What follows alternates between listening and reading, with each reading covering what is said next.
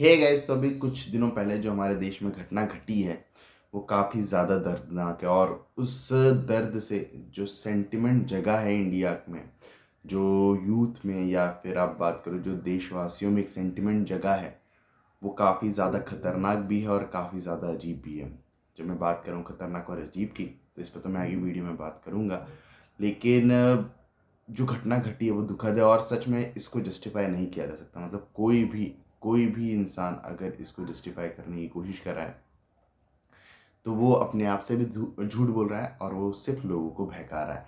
मतलब इस घटना को जस्टिफाई कैसे किया जा सकता है? कैसे? मतलब आप मुझे एक लॉजिकल पॉइंट दो कि इस घटना को जो हुई है उसको कैसे जस्टिफाई किया जा सकेगा। मतलब आप, मुझे नहीं समझ आ रहा। अगर कोई इसको ट्राई भी कर रहा है तो अगर जस्टिफाई करने की, पहलगाम में जो टेररिस्ट अटैक हुआ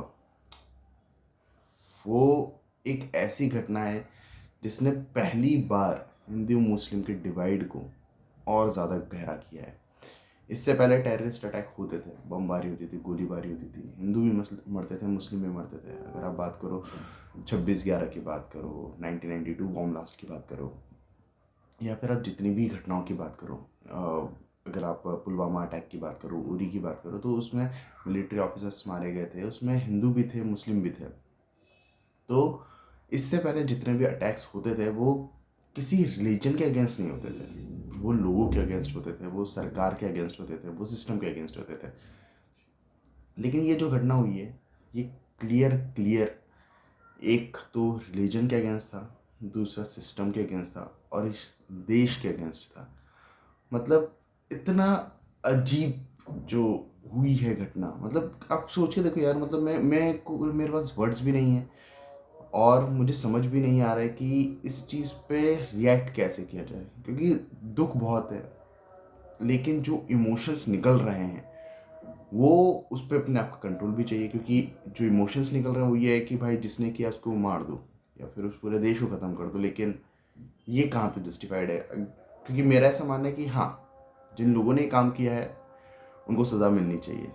लेकिन जो लोग बात कर रहे हैं कि हमें वॉच चालू कर देनी चाहिए, हमें अटैक कर देना चाहिए, मेरा ऐसा मानना है कि ये बिल्कुल ही गलत थॉट है और इस चीज़ के बारे में इंडियन गवर्नमेंट को नहीं सोचना चाहिए। ऐसा मैं क्यों बोल रहा हूँ? क्योंकि इससे नुकसान हमारा भी होगा। उनके 100 मरेंगे, हमारे एक भी मरेगा, मुझे उस एक इंसान के बारे में फिक्र है जो हमारा मरेगा। मैं तो नहीं चाहूँगा कि जंग हो, मासूम लोगों की जाने जाए, मैं नहीं चाहूँगा। डेफिनेटली ये कहना आसान है लेकिन इस इमोशंस को कंट्रोल करना बहुत ज़्यादा मुश्किल है, क्योंकि इच्छा तो अंदर से वही है जो बाकी लोग भी चाहते हैं। लेकिन मेरा ऐसा मानना है कि ऐसा नहीं करना चाहिए, ऐसा नहीं सोचना चाहिए हमें। क्योंकि हमारा अगर एक इंसान, एक आर्मी ऑफिसर मर रहा है तो वो हमारा ही लॉस है। सेकेंड चीज़, जो डिप्लोमेटिक चीज़ें हो रही हैं, इंडस रिवर ट्रीटी पे को रोका गया है, डेफिनेटली एक अच्छा मूव है, एक बड़ा मूव है। लेकिन ये कितना सस्टेन करेगा इस पे अभी भी प्रश्न है। जो वीज़ास के हुए या फिर डिप्लोमेटिक संबंधों की बात करें, वो सारी चीज़ें वैसे ही बहुत नाजुक हैं। वो कभी भी बैन लग जाता है, कभी भी हट जाता है, तो वो वैसे ही काफ़ी ज़्यादा नाजुक हैं। जो चीज़ मुझे सबसे ज़्यादा दुखद लगी है कि हमारी इंटेलिजेंस इतनी ज़्यादा कमज़ोर क्यों है कश्मीर में। पुलवामा में अटैक हुआ, उसके बाद जो वहाँ के गवर्नर थे उन्होंने किस तरह के बयान दिए हैं, उन्होंने किस तरह के इंटरव्यूज़ दिए हैं, ये हम सबसे छुपे नहीं हैं। आपको कुछ नहीं करना है, आपको यूट्यूब खोलना है, उनकी इंटरव्यूज़ डालना है। आप देखोगे तो आप दंग रह जाओगे कि ये गवर्नर थे उस समय जम्मू एंड कश्मीर के और ये ऐसी बातें कर रहे हैं। कि कितना बड़ा इंटेलिजेंस फेलियर था, कितनी बड़ी सरकार की नाकामी थी। फिर से वही वैसी ही घटना हुई है। सरकार का जो इनिशियल स्टैंड था कि उनको पता ही नहीं था ये सब हो रहा है, 4-5 हज़ार लोग जा रहे हैं वहाँ पर, सिक्योरिटीज़ का प्रबंध नहीं था, जबकि वो बहुत सेंसिटिव एरिया है। वहाँ हर दिन 3-4 हज़ार लोग जाते हैं, विजिट करते हैं। वहाँ पर सिक्योरिटीज़ का प्रबंध क्यों नहीं था जब वो इतना सेंसिटिव एरिया है? वहाँ पर रैकी क्यों नहीं हो रही थी? मतलब आप किसी भी, आज आप किसी भी टूरिस्ट एरिया में चले जाओ, वहाँ पर आपको सिक्योरिटीज़ का प्रबंध तो मिलता ही है, लेकिन यहाँ क्यों नहीं था? इसका जवाब कौन देगा मुझे नहीं पता। मतलब इतनी सारी चीज़ें हैं जिस पे बात की जा सकती, लेकिन बात करेगा कौन, कैसे करेगा?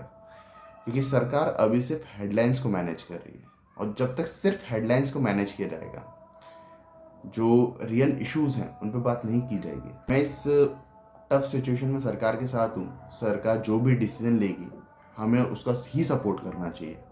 इस वक्त हमें एक दूसरे पे लड़ना नहीं चाहिए, एक दूसरे के बारे में ओछी बातें नहीं करनी चाहिए।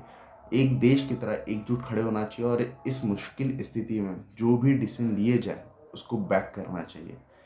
लेकिन ये सारी बातें अच्छी हैं, सारी बातें हैं, लेकिन साथ ही साथ जो हमारी अपनी गलतियां हैं हम उसे भी नज़रअंदाज नहीं करना चाहिए। हम 1971 का वॉर जीते, हमारे पास एक अपर हैंड था कि कश्मीर के इशू को उस टाइम अच्छे से रिजॉल्व किया जा सकता था। इंदिरा गांधी ने शिमला ट्रीटी साइन करके उस एक एडवांटेज को लूज़ किया ना। लोग शायद उस समय इस चीज़ को इतना गहराई से नहीं सोच रहे थे, लेकिन आज जब आप इतिहास पढ़ोगे, स्पेशली कि पॉलिटिकल इतिहास पढ़ोगे आप, तो आपको समझ आएगा कि उस पॉइंट पर इंडिया के पास कितना बड़ा एडवांटेज था। अगर इंदिरा गांधी जो इतना बेहतरीन, इतना खतरनाक वॉर जीत के आई थी, जिन्होंने पाकिस्तान की रीढ़ की हड्डी तोड़ दी थी, अगर वो और थोड़ी समझदारी के साथ उस पॉइंट पर कश्मीर के इशू को रिजॉल्व कर देती तो शायद आज ये सारी बातें ही नहीं हो रही होती। तो इस वक्त मेरा वही मानना है कि मैंने इस गलती को पॉइंट आउट किया, वैसे ही मैं बोल रहा हूँ कि सारी चीज़ें सही हैं। हम एक देश की तरह हमारी सरकार के साथ खड़े हैं, लेकिन इन सारी चीज़ों का ये मतलब बिल्कुल भी नहीं है कि हमारी सरकार से जो गलतियां हो रही हैं उसे मैं नज़रअंदाज करूँगा। नहीं, मेरे देश का कोई भी इंसान हमारी सरकार की नाकामी से मरेगा या उनकी गलतियों की वजह से मरेगा, मैं नहीं झेल पाऊँगा। टेररिस्ट अटैक निंदनीय है, उसको जस्टिफाई नहीं किया जा सकता, लेकिन साथ ही साथ यहाँ सरकार का भी फेलियर है, और इस चीज़ में कोई इफ एंड बट नहीं है। जब पाकिस्तान में हमास की और वहाँ के लोगों की, वहाँ के आर्मी स्टाफ्स की मीटिंग्स हो रही हैं, तो कुछ तो प्लान कर ही रहे होंगे ना। ऐसा तो नहीं है कि वो कुछ भी प्लान नहीं कर रहे होंगे। इतने सारे इनपुट्स ऑलरेडी थे, उसके बाद इस तरह की लापरवाही नहीं बरती जानी चाहिए, और बरती गई है तो इसको पॉइंट आउट भी किया जाना चाहिए। बाकी आपके क्या थॉट्स हैं मुझे कमेंट्स में ज़रूर बताना। बाकी मिलते हैं अगले वीडियो में, तो तक जय हिंद, जय भारत।